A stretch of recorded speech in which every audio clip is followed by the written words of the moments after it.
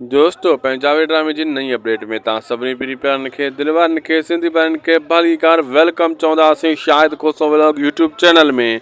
दोस्तों तव्हां ॾिठो त कीअं न धमाको हाणे ड्रामे जे आख़िरी मरहलनि में आहे ऐं हेॾां जेको आहे चाकर खान सांवल वठ पाजा लायूं वेठा आहिनि जावर खे पकड़ण जे ऐं कासिम खे पकड़ण जे लाइ। इहे उठ पकड़िया वेंदा ग़लतियूं कंदा जॾहिं हसीना खे छॾणु वेंदो कासिम ग़लती करे वेंदो जंहिंमें हथीको थी वेंदो ॻोठ में इन खे सांवल वारा पकड़े वठंदा टिकाए डुड़ाए अहिड़े हिसाब सां दोस्तों पोइ ड्रामे जो वाइंड अप कयो वेंदो। हर कंहिंखे हक़ हिसाब मिलंदो हर को पंहिंजे गुनाहनि जो कफ़ारो अदा कंदो ऐं हसीना बि कफ़ारो अदा कंदी रुंडो बि कफ़ारो अदा कंदो।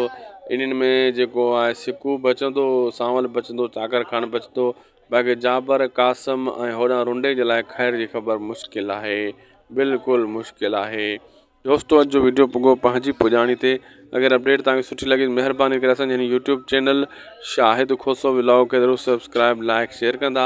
हीउ तव्हांजो पंहिंजो चैनल आहे इंशाल्लाह हाणे हीउ ड्रामो जीअं ख़तमु थींदो इन खां पोइ रियासत ड्रामे जा नवां अपडेट्स तव्हां सां शेयर कंदा रहंदासीं छो त रियासत जा टीज़र अचणु शुरू थी विया आहिनि शूटिंग ॿीहर हली रही आहे।